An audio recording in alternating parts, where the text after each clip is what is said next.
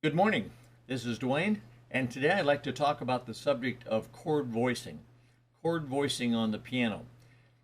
That simply means how a chord is positioned on the piano. We all know what chords are. There are three or more notes played together. That's a chord, that's a chord, that's a chord, that's a chord, and so on.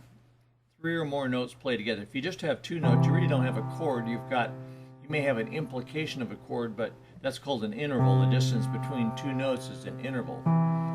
So if you have three notes, that's a chord. Okay, so we can voice the chords, in other words, position them on different ways on the keyboard. For example, I can take that C chord and turn it upside down. That's a different voicing because I simply turned it upside down. I put the C, which was on the bottom, on top. Now I can turn it upside down again and make it sound a little different because the C's in the middle, but it's the same chord. And so part of voicing is simply turning chords upside down and playing them higher or lower. In other words, that sounds higher, sounds different than that, doesn't it? Even though it's the very same chord. Okay. So now true voicing though is more complex than that, because here's another way to voice the C chord. You see, I'm playing all three notes, but they're separated. There's gaps in between the notes. I'm taking the E off there and putting it on top. And so I can position my two hands in various ways to play the chords. For example, I could play a C chord like that, couldn't I? There I have two C's and I only have one E, okay, and one G. But it sounds different than if you play it like that, doesn't it?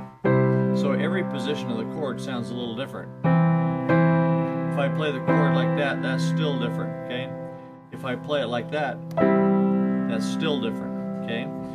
If I play it like this and roll the chord, I have small hands, so I have to roll the chord to play a tenth like that. But that's the C chord, and it sounds a lot different than that, doesn't it? So I can voice a chord like that.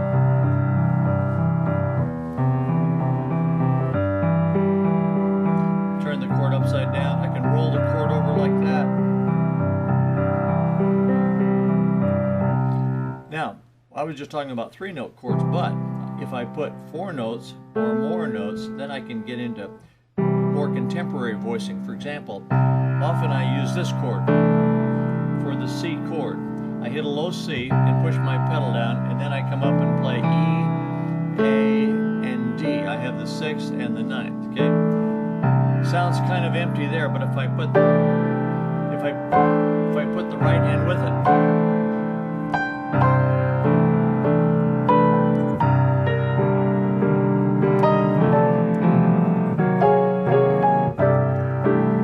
you see, you got it entirely different, don't you? So I can voice like that. It's called voicing in force, or open voicing. Okay, that voicing is really useful if you're playing contemporary kind of music such as fusion or jazz or certain kinds of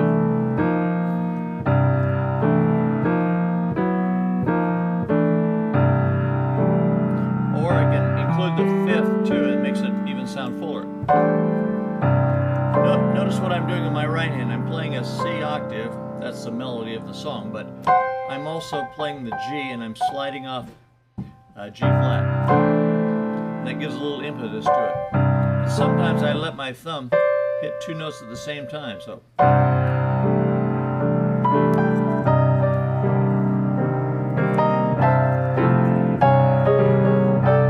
You see that? So you can get a much fuller sound when you know voicing.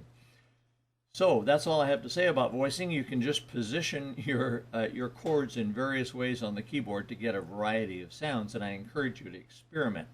As you listen to various pianists play, you'll hear different voicings, and take a voicing that you like and search for it. I discovered most of my voicing simply by listening to other pianists and then figuring out what they did. And sometimes it took a long time, but I eventually got it. Okay, that's my little speech for today, so thanks for being with me. Come on over to Play Piano and sign up for our free newsletter on chords and chord progressions and lots of things related to music. So I'll see you there. Bye.